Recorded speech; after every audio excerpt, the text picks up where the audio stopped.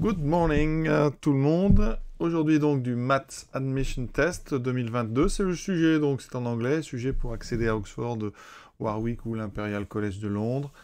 Et donc, qu'est-ce qu'on nous dit donc? Given that, une expression ici, donc étant donné que on a cette relation avec θ, pour tout θ réel, for all real θ, qu'est-ce qu'il en découle sur la valeur de sinus 72 degrés. Alors ici, première remarque. Alors évidemment, si ça vous intéresse, vous faites pause et vous essayez de trouver tout seul. Alors ce qu'on peut remarquer, première chose, c'est que si on fait 5 fois 72 degrés, eh bien ça fait 360. Donc ça veut dire que sinus de 5 fois 72 degrés, c'est donc sinus 360 degrés, c'est donc 0. Donc on va utiliser la relation pour θ. Donc on évalue, on choisit la relation pour θ égale 72 donc degrés. Ça me donne donc, conséquent, eh bien que pour θ égale 72 degrés, 5 sinus θ moins 20 sinus θ au cube plus 16 sinus θ puissance 5 est donc égal à sinus de 360 est donc égal à 0. Ça veut dire que donc sinus θ est solution d'une équation polynomiale, donc que je vais réécrire un petit peu en changeant l'ordre, donc de 16x5 moins 20x3 plus 5x égale 0. Alors, comment résoudre cette équation polynomiale? Première chose, on factorise par x. Ça donne donc x facteur de 16x4 moins 20x2 plus 5 égale 0. On sait que sinus θ, ici, est différent de 0, parce que 72 degrés, c'est pas un sinus égal à 0. Donc ça veut dire qu'ici, eh bien, c'est pas x qui vaut 0. Donc, ça veut dire que sinus donc, de 72 degrés, sinus θ, est solution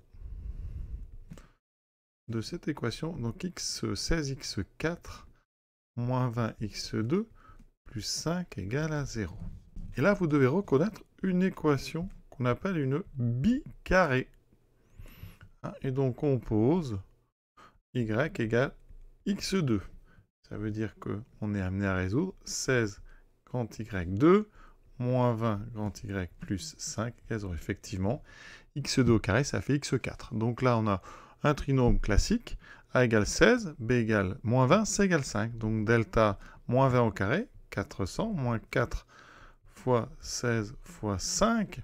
Donc ça fait 400 moins 5 fois 80 fois 16, 320. Il me reste ici donc 80.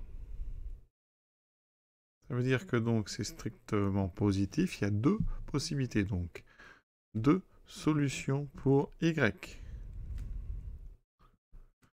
Donc y1 qui sera moins b, donc 20, moins racine de 80 sur 2a, donc sur 32.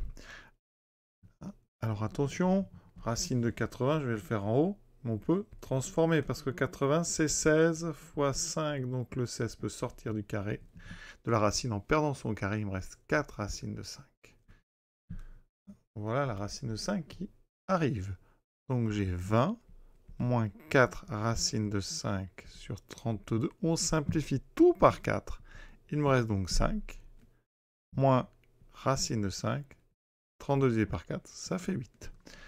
Et là, on n'est pas loin de ce qu'il faut. Vous voyez, on s'en rapproche. Voilà, donc y1 égale ça. Et y2, la deuxième possibilité, 5 plus racine de 5 sur 80. Alors, racine de 5, c'est à peu près 2, quelque chose. Donc ici, y1 et y2 sont donc strictement positifs. D'accord?